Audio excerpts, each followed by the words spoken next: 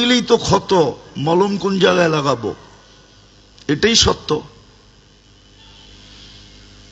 তো যেটা ইমাম বুখারী রহমতুল্লাহ আলাইহি বুঝাইতে চেয়েছিলেন, আম সাধারণ জেনারেল মানুষদেরকে, যে সব বিষয়ে তুমি আলেমদের শরণাপন্ন হও,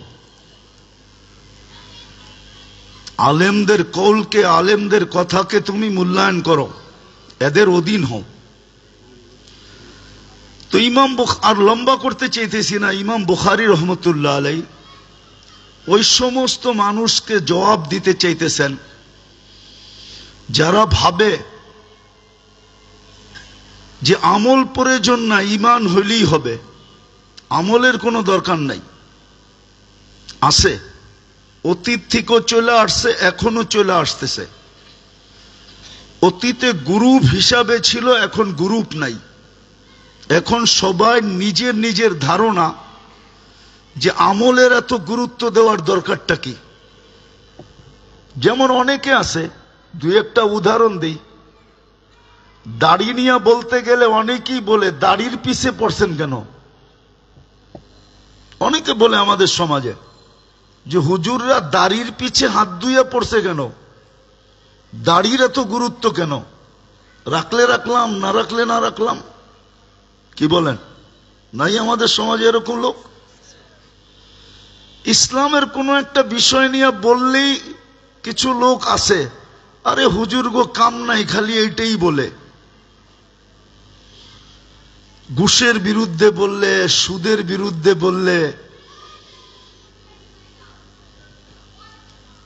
এটাই বলতে থাকে।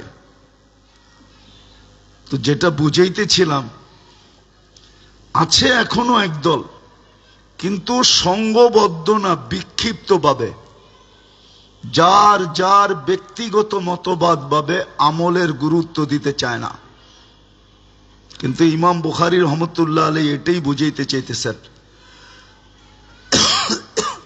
যে ঈমানের পরে তোমার মাপকাঠি, তোমাকে মূল্যায়নের সবচেয়ে বড় জিনিস হলো আমল।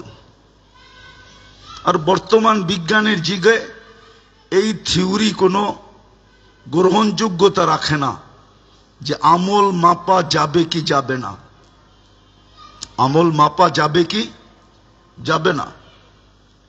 হ্যাঁ, যারা প্রশ্ন তোলে যে আমল আবার মাপবে কি করে, ও আল্লাহকে অ্যানালাইসিস করতে পারে না।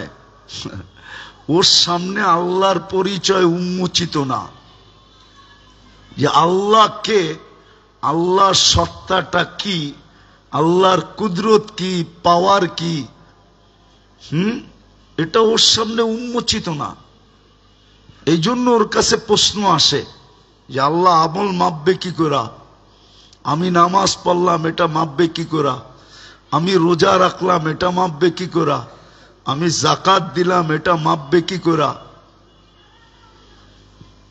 তো আমি যদি ওকে প্রশ্ন করি এক ফোঁটা পানি, তাও বিজ্ঞানের আলোকে মায়ের পেটে যায়া 1-2 লক্ষ 2.5 লক্ষ ভাগে বিভক্ত হয়, 2.5 লক্ষ ডিম তৈরি হয়। স্বামী স্ত্রীর পানিটা যখন রেহেমের ভিতরে যায়, তখন এটা দ্বারা 2.5 লক্ষ ডিম তৈরি হয়। একটা ডিমের থেকে বাচ্চা তৈরি হয়, বাকি 2,49,999টা নষ্ট হয়ে যায়। শুধু একটা দিয়ে তৈরি হয়। আপনাদের বিজ্ঞানকে জিজ্ঞেস করেন, যে আল্লাহ এটা পারলো, ওই আল্লাহ কি নামাজের রূপ, কি বলেন, পারবে না? বিজ্ঞান যদি এটা বিশ্বাস করলো, তাহলে আমল মাপা নিয়ে এত প্রশ্ন হওয়ার কি? তারপরও আল্লাহর মেহেরবানি, আল্লাহ বর্তমানে প্রযুক্তি দিয়া দিছে যে তাপ মাপা যায়। তাপ না মাপা যায় না? বাতাসের গতি মাপা যায়, ঠিক না? বলারদের বলের গতি মাপা যায়, ঠিক না? কি বলেন? এটা যদি মাপা যায় থাকে, মাপা যায়, তাইলে আমল কেন মাপা যাবে না? তো ইমাম বুখারী রহমতুল্লাহ আলাইহি ওদেরকে জবাব দিতেছে, আছে আমাদের সমাজে বহুত লোক আছে, আমরা চিনি, মাঝে মাঝে আমাদের সাথেও পাল্লা পড়ে, ওনারা আমাদেরকেও বুঝাইতে চায়, আমাদেরকেও কি মাঝে মাঝে বুঝাইতে চায়, বাপভঙ্গি এরকমই নিতে চায় যে আমরা আপনাদের চেয়ে শিক্ষিত কম না, ইচ্ছা করলে আপনাদেরকে পড়াইতে পারি। তো বাপভঙ্গি নিতে চায়। ইমাম বুখারী রহমতুল্লাহ আলাইহি বুঝাইতে চাইতেছেন আমাদেরকে যে দেখো, ইমানের পরে তোমার মূল্যায়নের বস্তু হলো মেইন আমল, আর এটা মাপবে, এটাই মাপবে, এটাই মাপবে, সত্য এটাই মাপবে আল্লাহ, এতে কোনো দ্বিমত নাই। যাদের মাথা নষ্ট তাদের কাছে দ্বিমত থাকতে পারে, কিন্তু আসলে এটা নিয়ে কোনো দ্বিমত নাই, আল্লাহ মাপবে, এতে কোনো সন্দেহ নাই। আমলের ভিত্তিতেই মূল্যায়ন হবে, আর আমল আল্লাহ মাইপা দেখায় দিবেন। হ্যাঁ, প্রথম আমল মাপবে, যদি পাল্লার সামনে ঝুঁকলো তো ঝুঁকলো, ঝুঁকলো তো ঝুঁকলো, আর যদি না ঝুঁকলো তাহলে আমলগুলো আজকে যেই জিনিসের ভিতরে, টুকরির ভিতরে, বক্সের ভিতরে সুরক্ষিত রাখা হইতেছে, অডিও মাপবে। আমাদের দেশে আছে, আগে ছিল, এখন তো পলিথিনের যুগ চলে আসছে, আগে পলিথিন ছিল না, ঠোঙ্গা বলতো বা প্যাকেট বলতো, ওটাতেই মাপা হইতো। তো কাগজের প্যাকেট হিসাবে কাগজের একটা ওয়েট থাকে, তো আল্লাহ ওই পাত্রগুলো আবার উঠায় মাপবেন, পাত্র সহ। তারপরে যদি আমল না ঝোঁকে, এটা আল্লাহর মেহেরবানি, যে আমল করছে তাকেও পাল্লায় উঠায় দিবে। 3 বারে চেষ্টা হবে যে বান্দা যেন বেঁচা যায়, তারপরেও যদি না বাঁচে, আরো রাস্তা উন্মোচিত আছে, তখন সুপারিশ আসবে, তখন সুপারিশ আসবে। এই জন্যই আমরা চিৎকার দিই এখন, যদিও আমাদের কথার কেউ মূল্যায়ন করে না, আর মূল্যায়ন নাও করার কারণ আছে, কেননা যদি বিবেক মধ্যখানে বাধা থাকে তো সে মূল্যায়ন করবে কি করে? বিবেক মধ্যখানে বাধা, বুদ্ধি মধ্যখানে বাধা, বর্তমান জেনারেল শিক্ষা মধ্যখানে বাধা, আর পরিবেশ তো আছেই আছে, পরিবেশটাও তো এরকম না। তো 4 বাধা দূর করে আমাদেরটা মানা, এটা খুব টাফ ব্যাপার। তো 3 বারেও যদি পাল্লার সামনে না ঝোঁকে তো চতুর্থটা আসবে, সুপারিশ যেটাকে বলা হয়। এই জন্যই অনেকে আমাদের উপরে কটূক্তি করে, আঙ্গুল উঠায়, এমনকি আমাদের অভিভাবকরাও উঠায়, যারা মসজিদ মাদ্রাসা মেনটেন করে চালায়, কমিটি তো এরকম লোক আছে যারা আমাদের উপরে আঙ্গুল উঠায়। এরাও বলে খালি খায় আর ঘুমায়, করে কি এরা? সত্য এটাই, আমরা কিচ্ছু করি না, না ডাক্তার হই, না ইঞ্জিনিয়ার হই, না উকিল হই, না সুকিল হই, আমরা এগুলা তৈরি করি না। এগুলার জন্য বিরাট বড় সেক্টর রাখা আছে। মাদ্রাসাগুলোতে শুধু তৈরি হয় যেটা একদিন কাজে লাগবে। মালিক ইয়াউমিদ্দিনের ভিতরে এটার ইঙ্গিত ছিল। সূরা ফাতিহার ভিতরে একটা শব্দ আছে, মালিক ইয়াউমিদ্দিন, যেই দিন আল্লাহ কিয়ামতের মালিক হবেন, শেষ বিচার দিনের স্বামী, মালিক। ওই দিনের গ্যারান্টি দেওয়া আছে যে সুপারিশের অধিকার কার কাছে যাবে। আল্লাহ তো ডিসাইড করবেনই, তারপরও আল্লাহ সুপারিশের অধিকার দিবেন। যেমন বাংলাদেশের ল আছে, জীবন ভিক্ষা প্রেসিডেন্টের কাছে চাওয়া যায়, কিন্তু রাষ্ট্রপতি ভিক্ষা দিতে বাধ্য না। ওনার ইচ্ছে হইলে দিল, না হইলে দিল না। হ্যাঁ, কারো যদি ফ্যামিলিগত সম্পর্ক থাকে ওনার সাথে, বিতর্গত ঘরোয়া সম্পর্ক থাকে, হয়তো ওইখানে সুপারিশ কাজ করতে পারে, আমি মানি। কিন্তু কোনো গ্যারান্টি নেই। ল আছে, গ্যারান্টি নেই। কি আপনারা বলেন গ্যারান্টি আছে না? আমার সাথে আপনারা একমত না? কি বলেন, একমত? কিন্তু আল্লাহর গ্যারান্টি আছে কিয়ামতের দিন হাফেজকে আমি 10 জন নিতে দিব, একজন আলেমকে 400 জন নিতে দিব। আল্লাহর এটা গ্যারান্টি আছে। আপনি যদি বলবেন আপনাদের মতো আলেম, অনেকে বলে আপনি যা বলতেছেন ঠিক আছে, হুজুর ঠিক আছে, কিন্তু আপনাকে মতো হুজুর।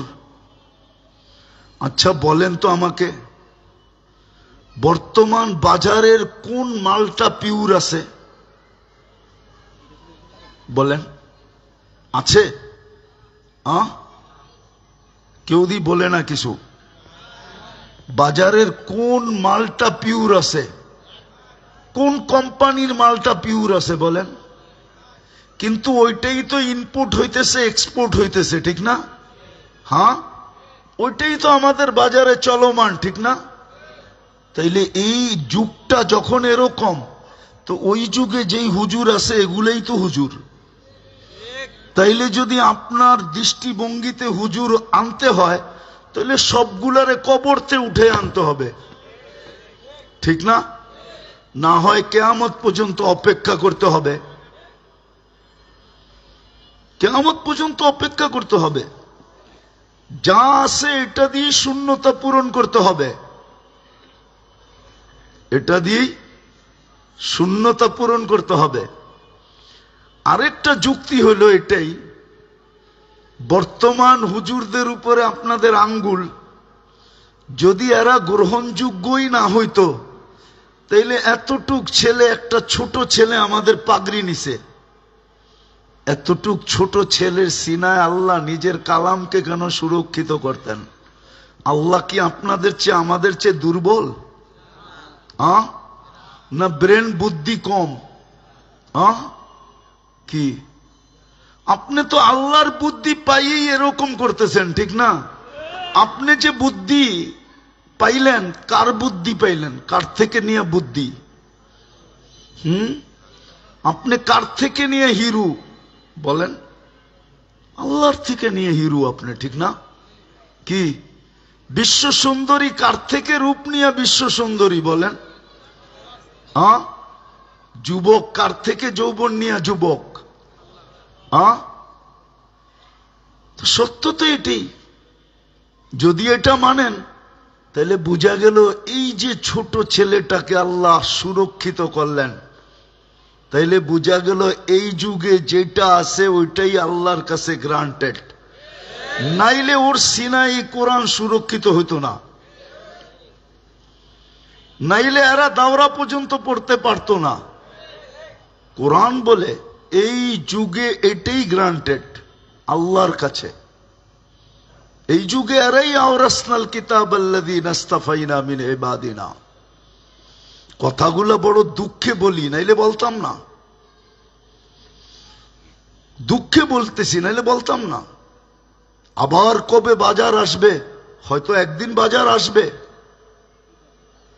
বাজার আবার একদিন ঘুরে আসবে। আমরা ছোটবেলা দেখতাম, আমার মনে আছে, যারা বয়স্ক এরাও বলবে, স্কুল কলেজের ছেলেরা পায়জামা পরত, প্যান্ট পরতো নিচে দিয়া এই ডোলা। জানি না বয়স্করা দেখছে কিনা, এই ডোলা, ঠিক না? হ্যাঁ, ওটা আবার এখন মেয়েরা পড়ে। প্রথম পড়ছে কারা? এখন পড়ে কারা? আবার ঘুরে আসবে একদিন যে আবার ছেলেরা ওইটা পড়বে।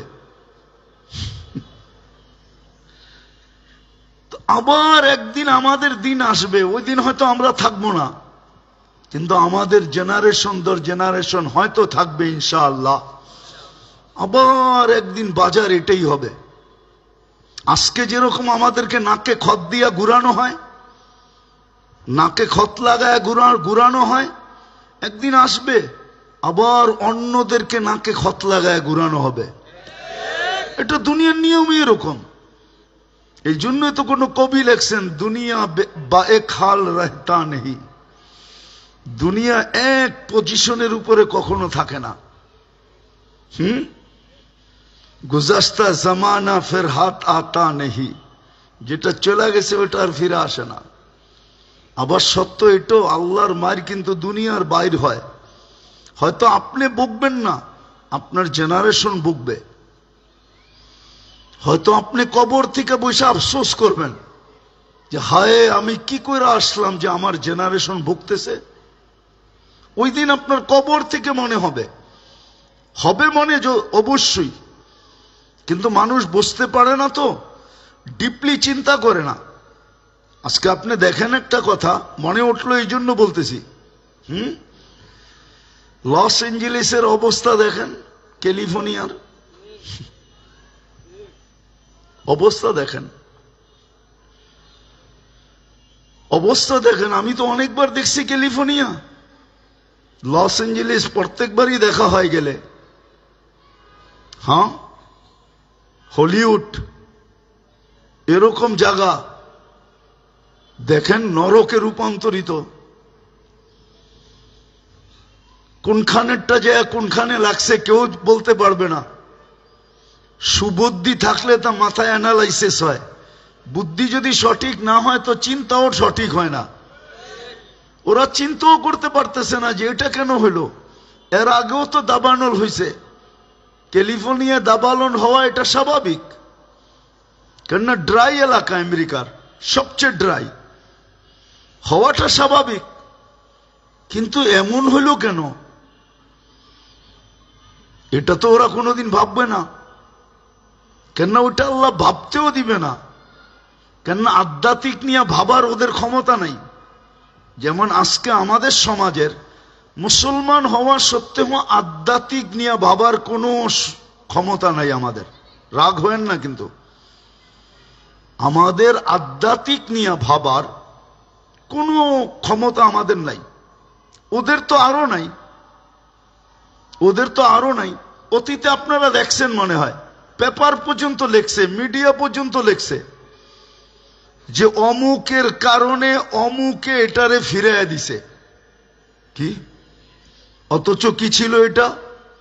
10 নম্বর মহাবিপের সংকেত ছিল, ঠিক না? আবার বলছে অমুকটাকে আমরা এরকম প্রতিরোধ করছি, মোকাবেলা করছি যে ওইটা আমাদের এখানে কোনো প্রভাব খাটাইতেই পারে নাই। পেপারে আছে না নাই? দেখামু 2-4টা বুড়ি আছে, গত 15 বৎসরে বুড়ি আছে, কিন্তু ওর ইজ্জত চলে যেত না যদি ও বলতো আল্লাহর মেহেরবানি আমরা এটাকে প্রতিরোধ করতে পারছি। এতটুক শব্দ যদি অ্যাড করতো তাহলে ইজ্জত চলে যেত না। আজকে যতটুকু ইজ্জত গেছে এতটুকু ইজ্জত যেত না, আজকে যতটুকু চলে গেছে। তো দুনিয়ার রীতিনীতি এটাই। এই জন্য শেষ জায়গায় চলে আসছি আমি, যেটা বুঝাইতেছিলাম যে আসলে ইমানের পরে আমাদের মূল্যায়নের সবচেয়ে বড় চাবিকাঠি এটাই, আমল। আমল দিয়ে আল্লাহ আমাদেরকে মূল্যায়িত করবেন। এটাই দিলে গাথি যে আজকে যতটুকু আমি মূল্যায়িত হই আর না হই, কালকে আমি আমল দ্বারাই মূল্যায়িত হব। কিন্তু একটা শর্ত আছে, আমলটা সহি হইতে হবে, সঠিক হইতে হবে, কোরআন হাদিসের আলোকে হইতে হবে, এজমা কেয়াসের আলোকে হইতে হবে, সাহাবায়ে কেরামের আমলের সাথে সামঞ্জস্য হইতে হবে, হক্কানি আলেম ওলামা আল্লাহ ওয়ালাদের মত অনুযায়ী হইতে হবে, 4 মুজহাবে অধীন হইয়া হইতে হবে, চার মজহাব এই জন্যই আসলো, অনেকজনে মজহাবকে ডিনাই করে। আমার কথাটা মনে রাখেন, দুনিয়াটা কিন্তু চার ভাগে বিভক্ত। কয় ভাগে বলেন তো, কয় ভাগে? দুনিয়ার জমিনটা চার ভাগে বিভক্ত। কিছু জমিন পাবেন শুধু পাহাড় আর পাহাড়, ওইখানে সমতলের কোনো চিহ্ন নাই, থাকলেও খুব সীমিত। কিছু জমিন পাবেন মরু আর মরু, যেমন মিশর থেকে নিয়া তিউনিসিয়া, জাজায়ের, মরক্কো, মরিতানিয়া, আটলান্টিকের একবারে পার পর্যন্ত এটা হলো সাহারা মরু। আমি 2 বার গেছি ওইখানে। তো দ্বিতীয় জমিনের একটা বিরাট অংশ হলো মরু, একটা বিশাল অংশ হলো পাহাড় আর পাহাড়, একটা বিশাল অংশ হলো সমুদ্র মাতৃক, চতুর্দিকে সমুদ্র আর সমুদ্র। আপনি দেখেন ভারত মহাসাগরের ভিতরে কতগুলা দেশ, আপনি দেখেন আমেরিকা থেকে একবারে নিচ দিকে চলে আসেন, ব্রাজিল, আর্জেন্টিনার নিচ পর্যন্ত, একেবারে চিলির নিচ পর্যন্ত চলে আসেন। এই 2 দিকেই কিন্তু প্রশান্ত আর আটলান্টিক, সমুদ্র মাতৃক। চতুর্থ হইল জমিন সমতল। ভৌগোলিকভাবে 4 জায়গার কালচার 4 রকমের। আপনি ঘুরেন না দিলে আপনি বুঝবেন না এটা, আপনি তো শুধু হাদিস দেখতেছেন, এই জন্য আপনার সামনে হাদিসই শুধু ভাসে। আপনি মুসাফ দেখতে পারতেছেন না কেন? জমিন এই 4 ভাগে বিভক্ত, এটা আপনি জানেনই না। আপনি যায়া দেখেন টিউনিসিয়ায় কত লোক বাস করে, জাজায়েরে কত লোক বাস করে, মরিতানিয়ায় কত লোক বাস করে, মরক্কো কত লোক বাস করে, মালির একটা অংশ কত লোক বাস করে, যান আপনি যান। তো মজহাবের বিভক্তি হইল জমিনের অবস্থার প্রেক্ষিতে। এই জন্য 4 ইমাম 4টাকে নিছেন। যত মরু সব মালিকি, মালিকি মজহাব ছাড়া ওইখানে আপনি টিকে থাকতে পারবেন না। যত পাহাড় সব হাম্বলি, যত সমুদ্র সব সাফি। আপনি যান, আমারটা তাহকিক করেন। আর যত সমতল সব হানাফি। এক জায়গায় যায় আর এক জায়গাটা আপনি পারবেন না। এই জন্য এইখানে জবাবও আছে যারা বলে শুধু হাদিস। আমি তাদেরকে বলবো, আমি হাদিস অস্বীকার করি না, আপনি হাদিসের উপরে আমল করেন, কিন্তু আপনি যে আমলটা পছন্দ করেন দেখেন ওইটা কোন ইমাম করে, ওই ইমামের অধীনস্থ থাইকা করেন। ঠিক না? কি সত্য তো? আর না হইলে কিন্তু বিপদে পড়া যাবেন। তাইলে কিন্তু আপনার লগে লগে আপনার ইমাম আপনাকে রাখতে হবে, নাইলে আপনি হানাফি ইমামের পিছে ইক্তেদা করবেন কি করে, শাফি ইমামের পিছে ইক্তেদা করবেন কি করে, মালিকি ইমামের পিছে ইক্তেদা করবেন কি করে? ওরা তো মজহাব মানে, আপনি তো মানেন না। আমি তর্ক করতে চাইতেছি না, যুক্তি। আপনি তো মানেন না, তাইলে আপনি ওর পিছে ইমামতি করবেন, ইক্তেদা করবেন কি করে? তাইলে আপনার রীতি নীতি মতবাদের ইমাম সব সময় আপনার লগে ভাড়া করে রাখতে হবে, যে তুমি আমারে পড়ায়া দাও, নাইলে কিন্তু সমস্যা আছে। আমি আপনাকে হাদিস দিয়ে দেখায়া দিব, তাইলে কিন্তু সমস্যা আছে, হইতে পারে আপনি দরাও খাইতে পারেন। এই জন্য আমি আপনার সাথে তর্ক করতে চাইতেছি না, আমি বলতেছি আপনি যে হাদিসটা পছন্দ করেন বা যেটাকে অনুসরণ করেন, দেখেন এটা কোন ইমাম অনুসরণ করে। আমার কথাটা কিন্তু খুব সহজ, সিম্পল। আপনি ওই ইমামের অধীন হইয়া এই হাদিসটাকে ফলো করেন, তাইলে আপনার জন্য বাঁচা সহজ হবে, নাহলে বাঁচা সহজ হবে না। যা হোক, ইমাম বুখারী রহমতুল্লাহ আলাইহি আমাদেরকে এটাই বুঝাইতে চেয়েছিলেন যে আমাদের ইমানের পরে আমাদের মাপকাঠি হলো আমল। এই জন্যই ওনার শুরুও আমল দিয়া, শেষও আমল দিয়া। আর উনি এটাকে রদও করছেন যে যারা বলে আমগো ইমান পাক্কা, আমলের কোনো দরকার নাই। বোঝা গেল দুটেই ডানা, একটা উঠতে গেলে দুটেই লাগবে, একটা ইমান একটা আমল। বোঝা গেল চাক্কা দুটাই, একটা সামনে একটা পিছে, একটা ইমান একটা আমল। তারপরে ইমাম বুখারী রহমতুল্লাহ আলাইহি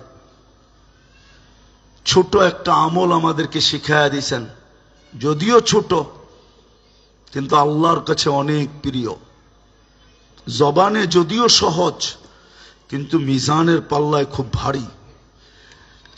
ওটা ইমাম বুখারী রহমতুল্লাহ আলাইহি আমাদেরকে শিখাইয়া দিয়েছেন, সুবহানাল্লাহি ওয়া বিহামদিহি সুবহানাল্লাহিল আযীম। বলেন সুবহানাল্লাহি ওয়া বিহামদিহি সুবহানাল্লাহিল আযীম। ডেলি 2-4 বার পড়া উচিত। এই ভাইবা যে আজকে আমার আমল নামায় এরকম ওজনী জিনিসটা যেন আমার আমল নামায় লিপিবদ্ধ হয়। বাকি শেষ, বাচ্চাদেরকে দুটা কথাই বলবো, শেষ হয়ে গেছে। এতদিন তো চলা শুরু হয় নাই, কালকের থেকে চলা শুরু হবে। দস্তারবন্দি হয়ে গেছে, পরীক্ষাও হয়ে যাবে, চলা শুরু হবে। জীবনের চলার পথে কখনো যেন সুন্নত আল জামাতের থেকে আমরা বাহিরে আমাদের এক সুতাও না যায়।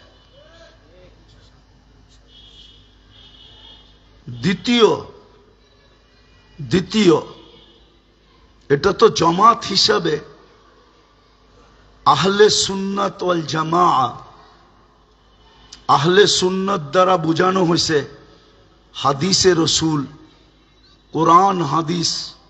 জামাত দ্বারা বোঝানো হয়েছে সাহাবায়ে কেরাম।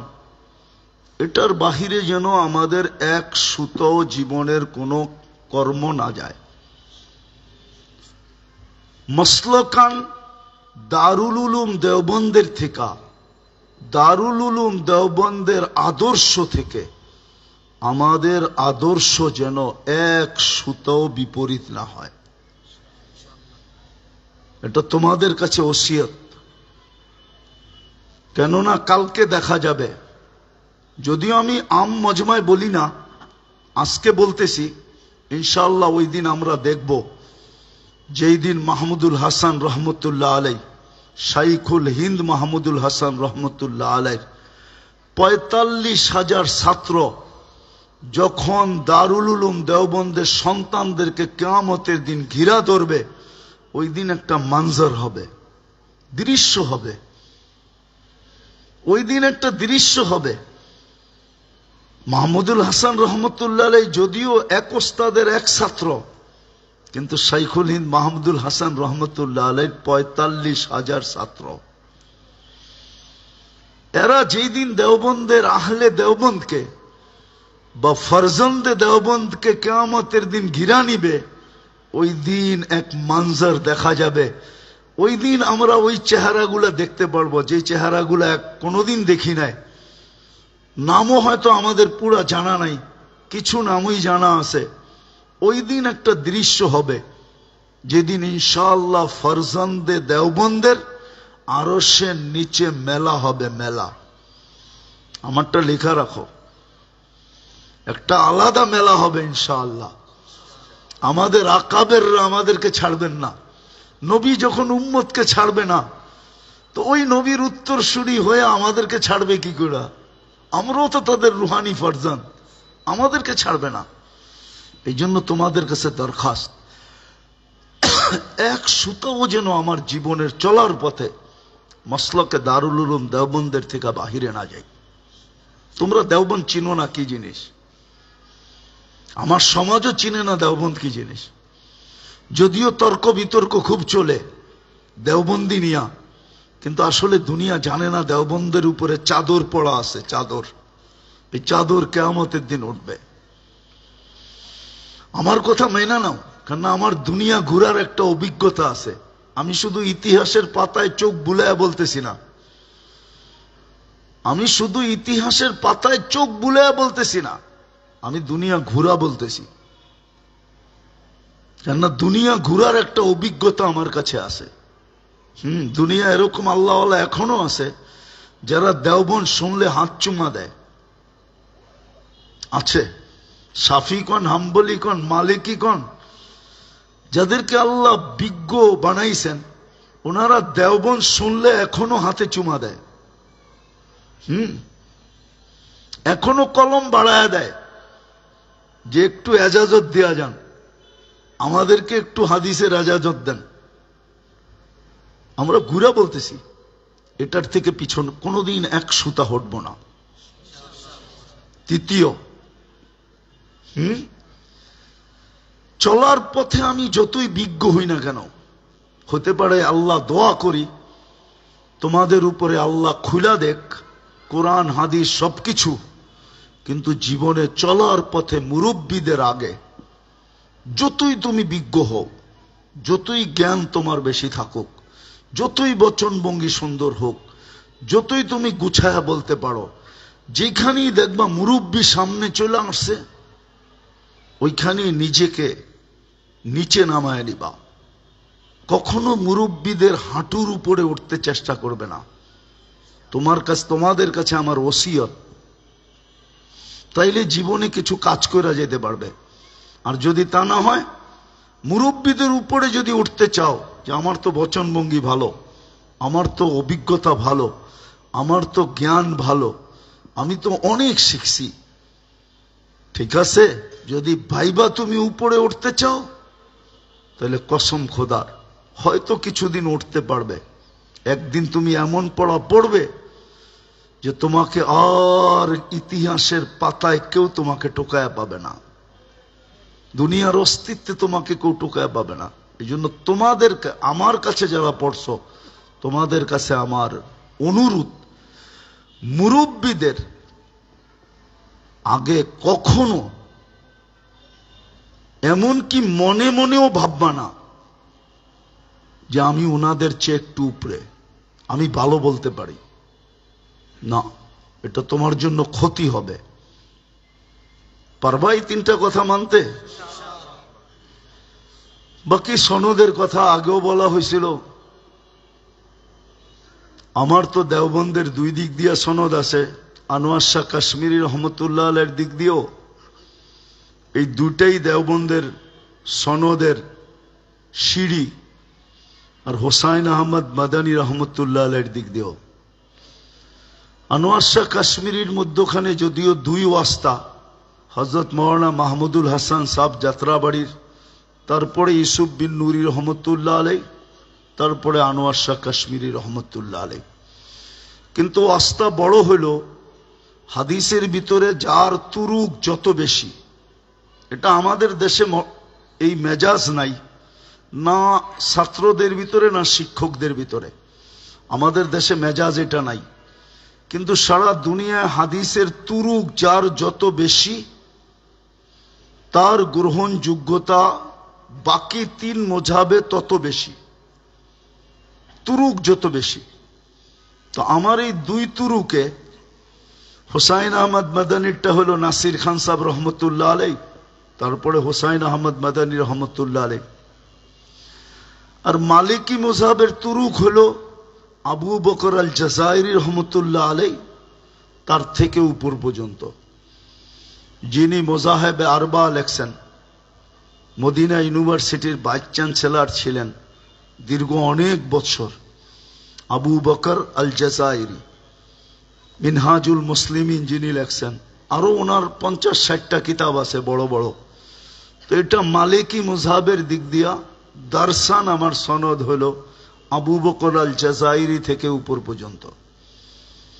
আর বাকি দুটা মালিকি আর হাম্বলি, ওটা 1 বছর পড়ায়া দেওয়া যায় না, কারণ ওই মজাব 2 মজাবের সনদ অনেক কঠিন। 2, 4, 5, 10 বছর ঘুরার পরে ওরা দেয়, এছাড়া দেয় না। কেন আমরাও তো বড় কষ্টে অর্জন করছি, এক এক মজাবের এক এক তর্জ থাকে। তো হাম্বলি আর মালিকি শাফি মজাবের সনদ, এটা অনেক দিন ঘুরার পরে দেয়, তারপরও দিতে চায় না। এই মজাবের এটাই তর্জ। সবচেয়ে সহজ হলো হানাফি মজাব, না এটা কাউকে এখনো দেওয়াও হয় না, আর কাউকে 1 বছর পড়ায়া এতটুক পড়ায়া, তাইলে আমি যেখান থেকে আনছি ওইখানের সাথে সৎ বিচার হবে না। কারণ আমিও তো 10 বছর ঘুরে আনছি, আমি 10 দিনে দিয়া দিলাম, তাহলে এটা সৎ ব্যবহার হইল না। কমসে কম এতটুক তোমাদেরকে দিলাম। দারুল উলুমের দেওবন্দের 2 তুরুক, হোসাইন আহমদ মাদানী রহমতুল্লাহ আলাইহ আর আনোয়ার শাহ কাশ্মীরি রহমতুল্লাহ আলাইহ, আর আবু বকর আল জাজাইরি রহমতুল্লাহ আলাইহ মালিকি মুযহাবের দিক দিয়া। ঠিক আছে, এটাও বহুত বড়। তোমরা তো হযরতকে আবু বকর আল জাজাইরিকে দেখো না, হয়তো নেটে সার্চ দিলে দেখতে পারো, আছে কিনা আমি জানি না, আমি কোনোদিন দেখি নাই। আমি তো দীর্ঘ 14 বছর পড়ায়, 12-14 বছর হযরতকে কাছের থেকে দেখছি। কারণ আমার নিয়মই ছিল, আমি প্রতি 3 মাস পর পর চলে যেতাম। 6 মাসের মাথায় তো যেতাম, কখনো মিস হইতো না। 6 মাসের মাথায় আমি চলে যেতাম হযরতের কাছে। মদিনা মুনাওয়ারায় হযরত দর্শ দিতেন, বড় কাছের থেকে হযরত থেকে শুনতাম। আর আল্লাহ, ওনার বাড়িও জাজায়ের, যদিও সৌদিয়ান উনি, মদিনা মুনাওয়ারায় আইসা পড়ে মুকিম হয়ে গেছেন অনেক আগে। আল্লাহ যেমন চেহারা দিছিলেন তেমন আমল আখলাক দিছিলেন। যখন হুইল চেয়ার দিয়া নিচের থেকে বাহির হইতেন, হুইল চেয়ার দিয়া, তো যেদিক দিয়া ঢুকতেন মনে হইতো যে মসজিদে নববীতে এই কথা বলা ঠিক না, কেন হুজুর ইসলামের আলোর চেয়ে বড় আলোকে আছে। কিন্তু তারপরও উনি মানুষের মধ্যখান দিয়ে যখন হুইল চেয়ার চলতো, মনে হইতো যেন আলো ছড়াইতে যাইতেছে। আর মোত্তাবে সুন্নত তো এরকমই ছিলেন। হ্যাঁ, সেমন মোত্তাবে সুন্নত ছিলেন। আকাবেরদের এরকমও ভক্ত ছিলেন, আকাবেরদের সলবদের, চাই সে যেই মযহাবেরই হোক। আমি একদিন হযরতের কাছে দর্শ পড়তেছিলাম, সবক পড়তেছিলাম, বসেছিলাম। একজনে সুয়াল করছে, হযরত শব্দটা যদিও আমাদের অনেকজনে হজম করতে পারবো না, বলছে আবু হানিফা সম্বন্ধে মানুষ বহুত উক্তি করে, আপনার মতবাদ কি? তুমি সব বইলা দিছে, হাউলাই জানাদিক, এরা জিন্দিকের দল, ওরা আবু হানিফার মাকামই জানে না। তো আকাবেরদের ব্যাপারে, সালফের ব্যাপারে ওনার দিলে যে একটা ভক্তি ছিল, ওই ভক্তি থেকে ওনার ভক্তি আমার দিলে, যার কারণে আমি 6 মাস পর পর চলে যেতাম। আর বড় কাছের থেকে সবকও শুনতে থাকতাম। সবচেয়ে মজা ছিল আমার এটাই যে হুজুর ইসলামকে তো দেখি নাই, কমসে কম নায়েবের চেহারাটা দেখে একটু স্বাদ মিটাই। আরো মসজিদে নববীতে আল্লাহ আমাদেরকে আমল করার তৌফিক দান করেন। ওমা আলাইনা ইল্লাল বালাগ। আল্লাহুম্মা সাল্লি ওয়া সাল্লিম ওয়া বারিক আলা হাবিবিকা মুহাম্মদ কামা আনতা তুহিব্বু ওয়া তারদা, লাকাল হামদ কামা ইয়ানবাগি লিজালালি ওয়াজহিক ওয়া আযীমি সুলতানিক। মালিক, কিছু নাই সত্য, তারপর তুমি আমাদেরকে জুড়ে রাখছো ইলমে হাদিসের সাথে, ইলমে কোরআনের সাথে। তোমার এত বড় ইহসান, এই শুকরিয়া আদায় করে শেষ করা যাবে না মালিক।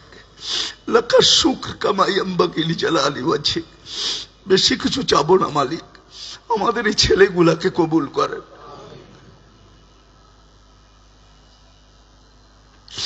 এদেরকে মুস্তাকবিলের চিরাগ বানায় দেন, এদেরকে মুস্তাকবিলের হাদি বানায় দেন, মাহদি বানায় দেন, আল্লাহ রাহবার বানায় দেন। এদেরকে সর্বদিক দিয়ে হেফাজত করেন। আল্লাহ আমরাও সাজাইতে পারি নাই, পড়াইছি বটে, আমরা এদেরকে কিচ্ছু দিতে পারি নাই, আমাদের কাছেই নাই, কোত্থেকে দিব মালিক? আমরাও তো আপনার কাছে ভিক্ষা করে চলি।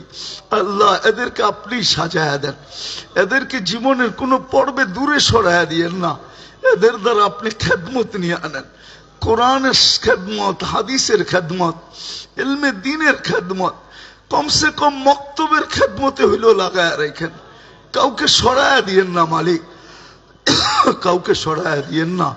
এই মাদ্রাসাটাকে কবুল করেন, এর কমিটিদেরকে কবুল করেন, আয় আল্লাহ এর হিতাকাঙ্ক্ষীদেরকে কবুল করেন। এই মাদ্রাসার উসিলা এই এলাকাটাকে কবুল করেন, এলাকার মানুষগুলাকে কবুল করেন, নর নারীদেরকে কবুল করেন, যুবক বৃদ্ধদেরকে কবুল করেন। এই মাদ্রাসার প্রয়োজন খাজানায় গায়েব থেকে মেটায়া দেন। আমাদেরকে কারো কাছে হাত পাতার সুযোগ দিয়েন না মালিক, আপনি কুদরত দ্বারা পুরা করা দেন। আয় আল্লাহ যারা সহযোগিতা করছে বা যারা করতেছে, যে যারা করার নিয়ত রাখে, আয় আল্লাহ সবাইকে আপনি আপনি শান মোতাবেক জাযায়ে খায়ের নসিব করেন। মুর্দে গানদেরকে মাফ করা দেন। অনেকে দোয়া চাইছে, অনেকে চাইতে চাইছে পারে না, হক রাখে, সবার মনোবাঞ্ছনাকে পূর্ণ করে দেন। আল্লাহ আমাদের দেশটাকে আপনি হেফাজত করেন, ফিলিস্তিনকে জয়যুক্ত করে দেন, আমাদের দেশটাকে আপনি হেফাজত করেন। আয় আল্লাহ আর কোনোদিন, আয় আল্লাহ আর কোনোদিন এরকম শাসক আইনেন না যেন আবার ছাত্র জনতার রোডে নামতে হয়। আয় আল্লাহ এরকম আমরা চাই যে এই দেশটাকে সুরক্ষা করতে পারবে, দ্বীন ইসলামকে সুরক্ষা দিতে পারবে, হেফাজত করতে পারবে, পুরা দেশের জনগণের ভারসাম্যতাকে ঠিক রাখতে পারবে। আয় আল্লাহ এরকম কিয়াদত এই দেশকে নসিব করেন। আয় আল্লাহ, আয় আল্লাহ, আয় আল্লাহ আমাদের মা বাবাকে মাফ করে দেন। আল্লাহ যা চাইতে পারলাম তাও দেন, আয় আল্লাহ যা চাইতে পারলাম না তাও দেন। وصلى الله تعالى على خير خلق محمد وآله وصحبه أجمعين برحمتك يا أرحم الراحمين.